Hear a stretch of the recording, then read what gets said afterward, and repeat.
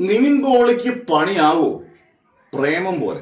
പ്രേമത്തിന്റെ ആ സമയത്ത് കൃത്യമായിട്ട് സിനിമ കണ്ട് വിലയിരുത്തുന്നവരാണെങ്കിൽ ശ്രദ്ധിച്ചറിയാം. പ്രേമം സിനിമ ഒരു ഔട്ട്സ്റ്റാൻഡിങ് കളക്ഷൻ നേടുന്ന ഒരു സമയം. പാട്ട് ഹിറ്റ് ഒരു രക്ഷയില്ല. എനിക്ക് ഓർമ്മയുണ്ട് 10-15-20 ദിവസത്തിന് ശേഷം വർക്കിംഗ് ഡേയിലാണ് തിങ്കളാഴ്ച ചൊവ്വാഴ്ച ദിവസങ്ങളിൽ പോലും 2-3 പ്രധാനപ്പെട്ട ആലപ്പുഴ ജില്ലയാണെങ്കിൽ ആലപ്പുഴ ജില്ല 2-3 സെന്റർ അടുപ്പിച്ചടുപ്പിച്ച് ഭയങ്കര പോലീസ് തിരക്കിൽ അതുപോലെ ജനങ്ങൾ നിന്ന് തകർക്കുകയാണ്. അതുപോലെ പടം കാണാൻ റെഡിയായിട്ട് നിൽക്കുകയാണ്. എല്ലാ റെക്കോർഡുകളും ബ്രേക്ക് ചെയ്യുന്ന ഉറപ്പായ ഒരു സമയത്ത് തൊട്ടടുത്ത ദിവസം ഒരു മാസ്റ്റർ പ്രിന്റ് ഇറങ്ങി. എന്ന് വെച്ചാൽ തിയേറ്ററിനെ വെല്ലുന്നൊരു പ്രിന്റ്, മാസ്റ്റർ പ്രിന്റ് അല്ലേ, അടിപൊളി ക്വാളിറ്റി ഇറങ്ങിയപ്പോഴത്തേന് ശ്മശാന മൂകത പോലെ ആ സിനിമ അങ്ങ് ഇരുന്നു ആ പടം.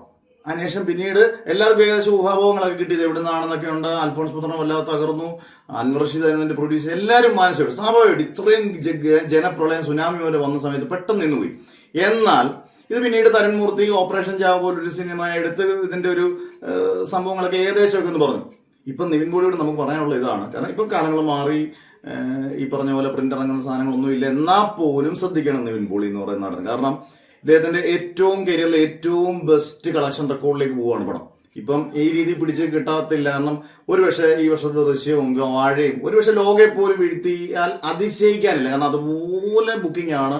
ഓണം കഴിഞ്ഞാൽ ഒന്നും നിൽക്കുന്ന ഒരു ബുക്കിംഗ് അല്ല, കണ്ടിട്ട് അങ്ങനെയാണ് തോന്നുന്നത്. കാരണം അതുപോലെ ബുക്കിംഗ് ആണ്. ഫാമിലീസ് ഒന്നും ടിക്കറ്റ് കിട്ടുന്നേ ഇല്ല, ആർക്കും തന്നെ ടിക്കറ്റ് കിട്ടുന്നത് അതുപോലെ ബുക്കിംഗ് ആണ്. അന്നേരം നിങ്ങളോട് ശ്രദ്ധിക്കുക, പ്രേമം ആവർത്തിക്കാതിരിക്കുക. ആരും നല്ല മാസ്റ്റർ പ്രിന്റോ ബാക്കിയുള്ള കളികളൊന്നും കളിക്കരുത്. കാരണം ഇത് നല്ല വൃത്തിയായിട്ട് എടുത്തു വെച്ചിരിക്കുന്ന സിമ്പിളായിട്ടൊരു പടം. കഥയ്ക്ക് പ്രാധാന്യം ഇല്ലെങ്കിൽ പോലും ഓരോ സീനും ചിരിച്ച് നല്ല മനോഹരമായ ചിത്രം. നിവിൻ പോളിയും മമിത ബൈജു എല്ലാവരും തകർത്തേക്കുന്ന സിനിമ. ഈ സിനിമ തിയേറ്ററിൽ തന്നെ പോയി കാണുക. ഇത് പ്രത്യേകിച്ച് എനിക്ക് പ്രൊമോഷനോ എനിക്കോ ഇതൊക്കെ വേണ്ടിയൊന്നും അല്ല. കാരണം ഇത് ആവർത്തിക്കാതിരിക്കാൻ നിവിൻ പോളി ശ്രദ്ധിക്കുക. കാരണം പ്രേമം ആവർത്തിക്കരുത്. കാരണം അത് കിട്ടേണ്ട കൃത്യമായ കളക്ഷൻ അല്ലെങ്കിൽ അർഹിക്കുന്ന കളക്ഷൻ അന്ന് പ്രേമത്തിന് കിട്ടാഞ്ഞത് വേറെ പണി കാണിച്ചുകൊണ്ടാണ്. ആ പണി ഇനിയും കാണിക്കാതിരിക്കാൻ നിവിൻ പോളി ശ്രദ്ധിക്കണം എന്നുള്ളൊരു അപേക്ഷയോട് വീഡിയോ നിർത്തുന്നു.